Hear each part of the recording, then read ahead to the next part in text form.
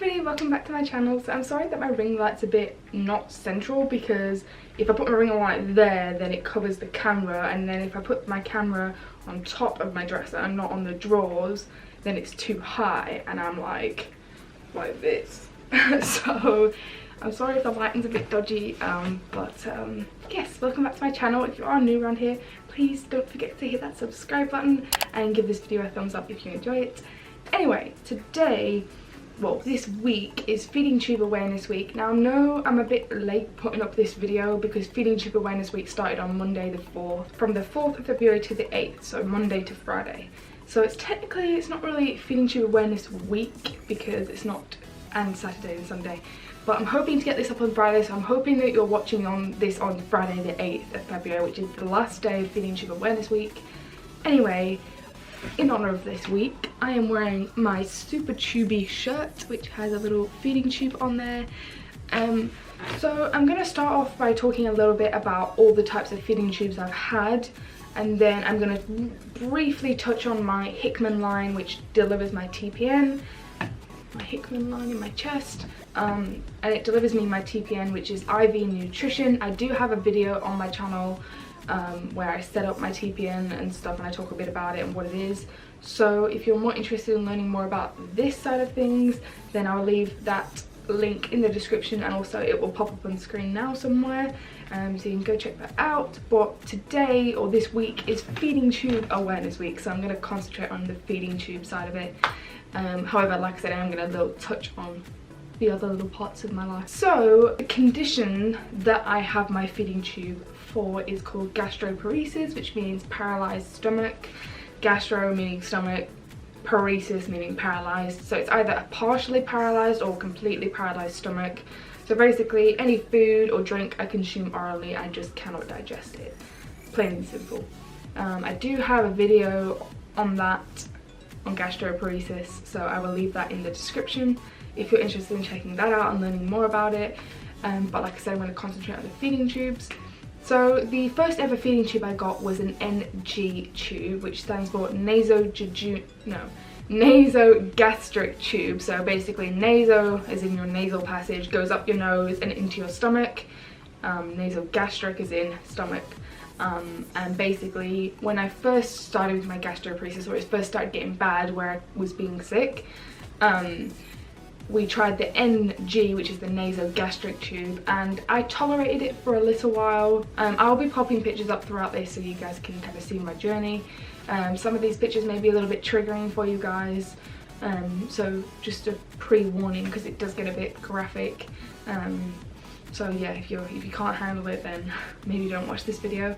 So yeah, my first ever tube was an NG, which is a nasogastric tube, and I tolerated feeds with that for a little while. Feeds was just basically like a milky kind of substance that had different, it has like loads of vitamins and minerals in it and all that kind of thing. I'll pop up a picture of what a feed bottle looks like for those of you that are interested. So when I say I tolerated feeds, that's what I'm referring to. It's basically like my food, I suppose.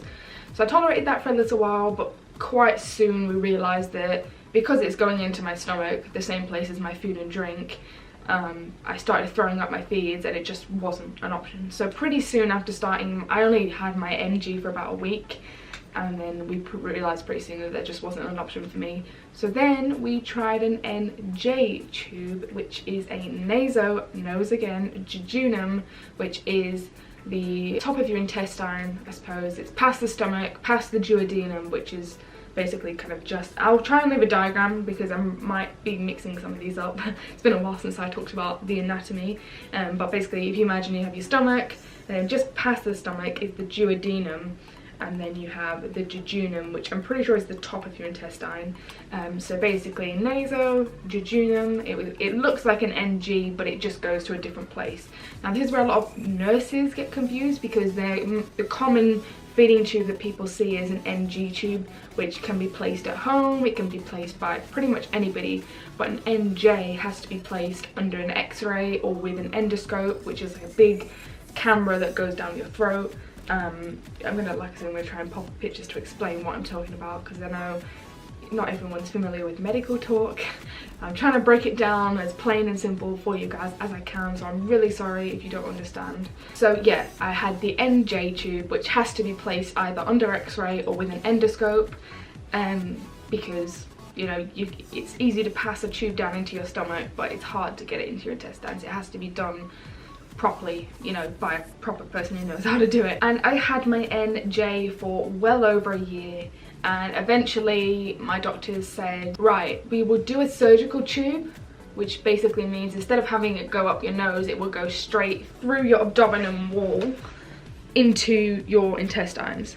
So this is my feeding tube. It's got a little butterfly tubey pad around it just to protect it, but this part here, this little button, is my feeding tube, and it actually has two sides.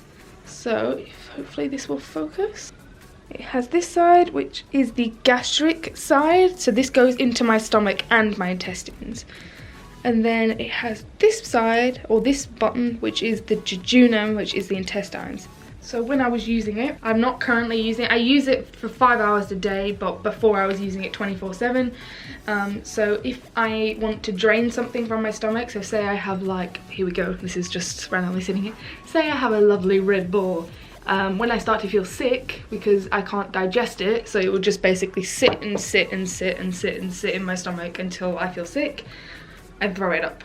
But now, because I have the feeding tube, instead of actually physically being sick out my mouth, I can put a syringe in this side and drain out any food or liquid that I've had to stop me from vomiting.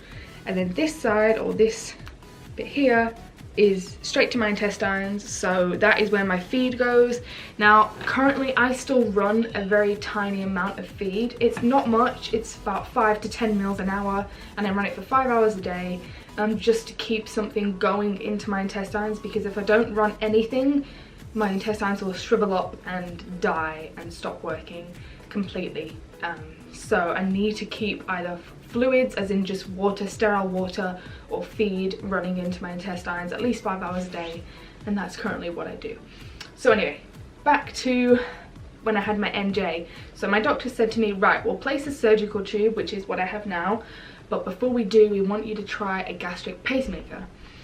And a gastric pacemaker is kind of like a pacemaker for your heart, except it's for your stomach, and it basically shocks your stomach I think it was every 10 to 15 seconds it would send a pulse, like a shock to your stomach. You can't feel it too much. In fact, I couldn't really feel it up until they turned it onto the highest setting it would go, but then it was just kind of like a cramping feeling. So basically it just shocks your stomach into moving and contracting, so it's meant to kind of push the food down. Personally, it did not work for me, but I know a lot of people that have had the gastric pacing done, and it's worked amazing, and they can eat, and it's amazing.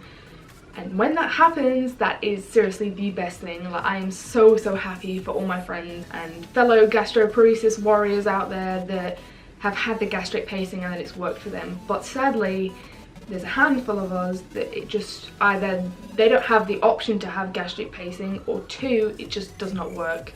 So unfortunately I was one of those people. I tried it, I gave it my best shot, and it just unfortunately didn't work for me. So after the failed attempt, I think I tried it maybe like for 2 months, I think I had it for, and during that time I threw it up twice because I had a temporary gastric pacemaker.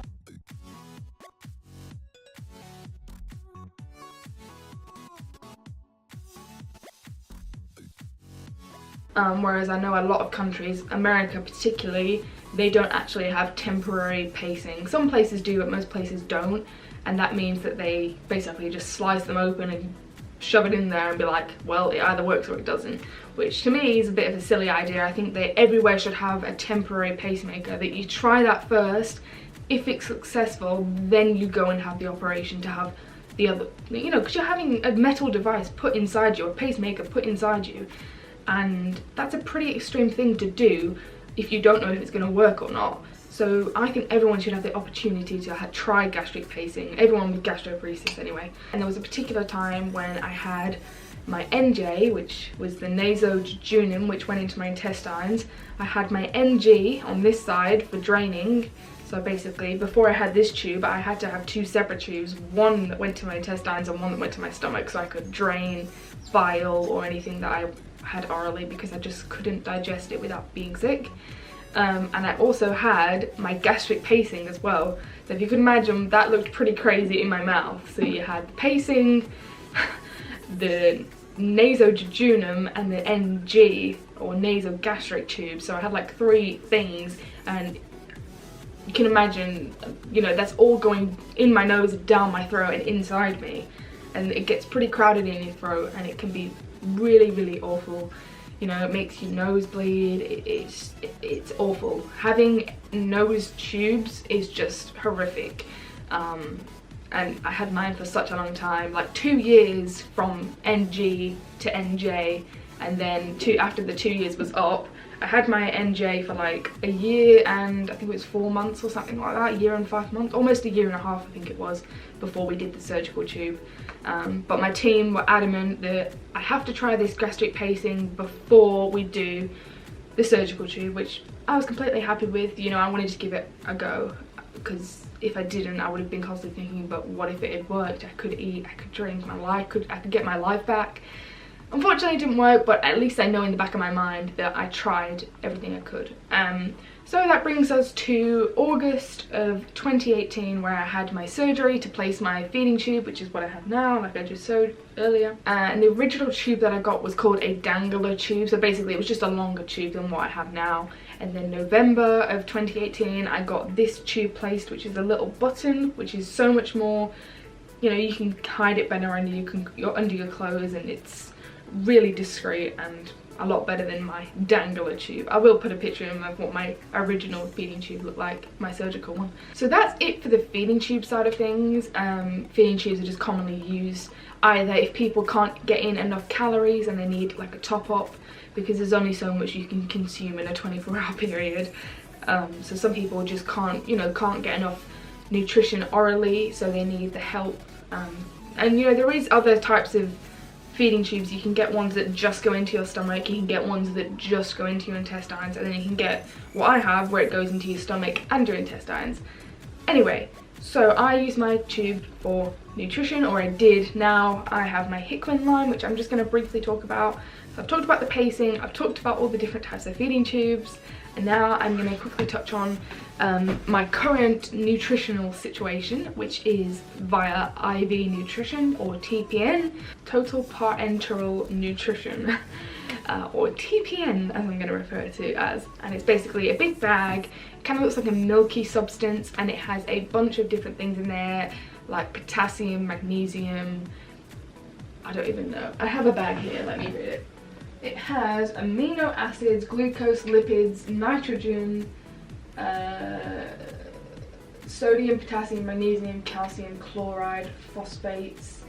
It's got added potassium because I have, you know, dodgy potassium levels. I can't even read those other chemicals, not chemicals, but vitamins that are in there. But yeah, it's got like B1, B2, B3, all those vitamins and all that stuff. So basically, it's a big milky bag of vitamins. And because my digestive system is pretty much shut down now and it just doesn't want to work on me, it's given up on me, like everything in life. No, I'm joking. But yeah, it doesn't really want to work, so that means I have to bypass my digestive system completely. So nothing goes through my system except that small amount of feed, just to keep everything alive. But this is how I get my nutrition, through my Hickman line, which goes into my heart. I'll put up a diagram if I can find one. And basically you plug me in on this side, and it gets delivered straight into my bloodstream, so it bypasses the digestive system, and that's how I get all my nutrition. I have about 3,000 calories a day, roughly, something like that, in my TPN. But because I've now got up to my goal weight, we are going to be reducing the calories, so I plateau, so my weight stays stable and it doesn't keep going up and up and up, because I've now gained over 20 kilos. Yeah! So I'm now finally at a healthy weight, the first time in years, and I couldn't be happier. I have energy, I have my life back, I'm thriving. I know technically this isn't a feeding tube, but it is my source of feeding, and it is, you know, what's keeping me alive. So I just wanted to give a little shout out to TPN. I'm pretty sure there is a TPN awareness week or something like that, or home PN awareness week. So when that is, you know, when that week comes around, I will do a full-on video, or basically just another video on going into more depth about this. So I guess that's it, guys. I hope you understood this video, and I hope, you know, the pictures throughout and the little diagrams may have helped you understand it a bit more. But if you do have any other questions that I haven't answered in here, check the videos that I've linked in the description, because they might answer some of your questions, and you know, I will do my best to answer any other questions that I, you know, haven't answered in other videos or in this video. Happy Feeding Tube Awareness Week, guys. Just give this video a big thumbs up, share it with your friends, share it with your family, share it with your pets, and get it out there that feeding tubes save lives, and they've saved my life. I wouldn't be here without them, so thank you, feeding tubes, because I have so many friends, like my best friend, I have extremely close friends that would not be here today without feeding tubes. So good on you, nutrition through a feeding tube. I don't even know where I'm going with this little ramble, but yeah, if you enjoyed today's video, give it a big thumbs up, hit that subscribe button, and I will see you guys in my next video. I guess I'll leave some information down below about feeding tubes and awareness week and excuse me. Yeah, I'll leave all the information down below, so go check it out. I love you guys, and I will see you in my next video. Bye, guys.